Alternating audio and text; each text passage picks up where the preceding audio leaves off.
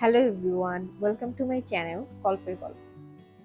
Last মান্থে আমরা গিয়েছিলাম Chennai Apollo proton হসপিটালে আমার মেয়ের এক ট্রিটমেন্টের জন্য। অ্যাকচুয়ালি আমরা একটা সেকেন্ড অপিনিয়ন চাচ্ছিলাম।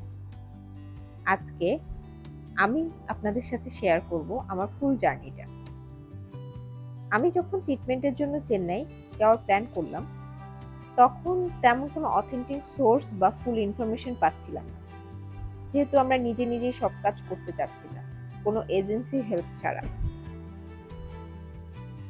এই তো আমরা চলে আসলাম এয়ারপোর্টে।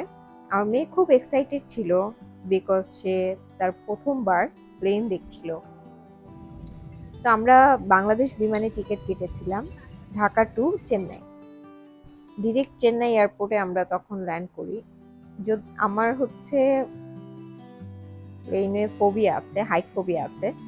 তো আমি ভয় পাচ্ছিলাম খুব।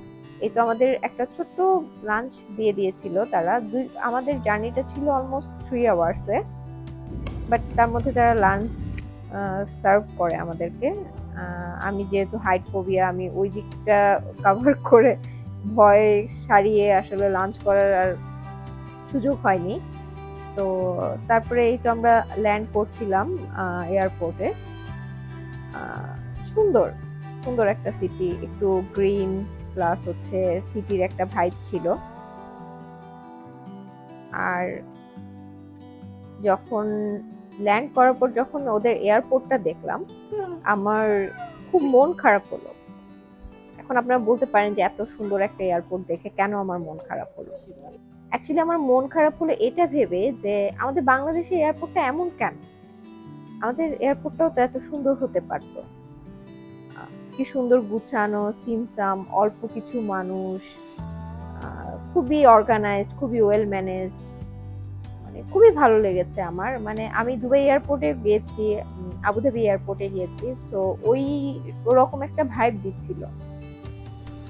তো আমরা আমাদের ইমিগ্রেশন কমপ্লিট করি। আমাদেরটা খুব তাড়াতাড়ি হয়ে গিয়েছিল, বিকজ আমাদের পেশেন্ট ছিল বেবি, আর বেবিদের জন্য একটা আলাদা হচ্ছে ফ্যাসিলিটি ছিল, যে আলাদা একটা লাইন ছিল, যেটার কারণে আমরা খুব তাড়াতাড়ি আমাদের ইমিগ্রেশন কমপ্লিট করে আমরা এয়ারপোর্টে লাগেজ নিয়ে বের হয়ে যাই। আপনারা দেখেন যে এয়ারপোর্টটা কত সুন্দর, মানে খুব সুন্দর করে সাজানো, একটু একদম মানে খুবই সিমসাম, খুবই অর্গানাইজড। আমার খুব ভালো লেগেছে। এই যে আমাদের লাগেজ চলে আসছে, এই যে ইয়েলো কালার দেখতে পাচ্ছেন, দূর থেকে দেখা যাচ্ছে। তো আমরা এই যে লাগেজ নিয়ে আমরা চলে যাচ্ছিলাম, বের হচ্ছিলাম। তো হসপিটাল থেকে আমাদেরকে একটা পিক অ্যান্ড ড্রপ সার্ভিস দিয়েছিল আপনার হসপিটাল পর্যন্ত, এয়ারপোর্ট থেকে। হসপিটাল থেকে এরকম নাম নিয়ে দাঁড়িয়েছিল অনেকেই। আমাদেরটা আমরা পেয়ে যাই অবশেষে, এবং আমরা গাড়িতে উঠি। একটা প্রাইভেট ট্যাক্সি ছিল। হচ্ছে ড্রাইভারটা কিছুটা ইংলিশ কিছুটা হিন্দি মিক্স তারা বলতে পারে। পরে আমাদের তো অ্যাকচুয়ালি বোঝানোর কিছুই ছিল না, ওরা ডিরেক্ট আমাদেরকে একদম অ্যাপোলো প্রোটন হসপিটালেই ড্রপ করে। আমি চারপাশটা দেখছিলাম, ওই যে দূরে পাহাড় দেখা যাচ্ছে, আপনারা দেখতে পাবেন। তো গ্রিন ছিল, মানে পুরা সিটিটা খুবই ক্লিন ছিল, আর হচ্ছে গাছ ছিল অনেক। এই যে আমরা হসপিটালে চলে আসলাম, একটা 5 স্টার টাইপ হসপিটাল, লাইক বাংলাদেশে যে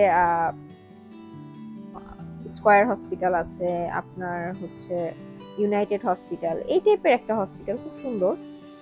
আর আমাদের ডক্টর দেখানো শেষে আমরা হচ্ছে অপেক্ষা করছিলাম, একটা ট্যাক্সি নিচ্ছিলাম। আমরা হোটেল নিব কোথায় সেটা আমরা আগে থেকে বুক করে রাখিনি হোটেল।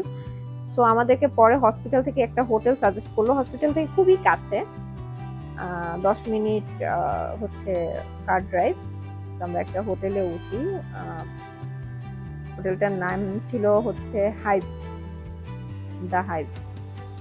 তো আপনারা গেলে দেখতে পারেন, অ্যাপোলো প্রোটন হসপিটালের একদমই কাছে হোটেলটা। ছোটখাটো একটা হোটেল, বাট সুন্দর।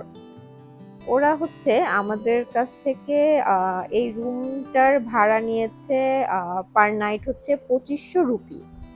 হ্যাঁ, বাইরে লাইটিং দেখতে পাচ্ছেন, ওদের কোন একটা পূজার প্রোগ্রাম ছিল। আমরা সারা রাত মোটামুটি ওদের ভজন শুনেছি। আর রুমটা ভালোই ছিল, ছোটখাটো, আর আমাদের জন্য ভালোই। মানে আমরা 3 জন, হাজব্যান্ড ওয়াইফ অ্যান্ড বেবি। তো আমার বেবি টায়ার্ড, সে রুম খুলতে না খুলতে এসে শুয়ে পড়েছে। তো আপনাদের সাথে বাকি কথা বলবো আগামীকালকে। আমাদের অ্যাকচুয়ালি ডক্টর থেকে সেকেন্ড ওপিনিয়ন নেওয়া শেষ। সো আমরা এরপরে চেন্নাইটা ঘুরে দেখব। আল্লাহ হাফেজ, আগামীকাল দেখা হবে। Don't forget to like, comment and subscribe to গল্পের গল্প for the next episode of this journey.